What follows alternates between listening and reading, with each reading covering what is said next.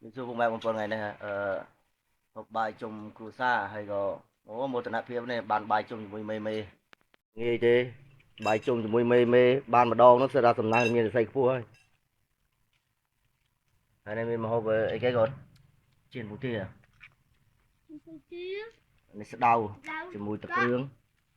thà rồi đại cua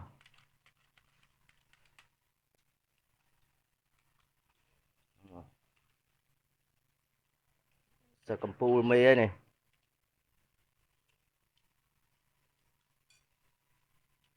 nghe rồi nè tôi chừng ghế đấy cột dây là mấy là mấy cột dây là mấy ồ chạch plau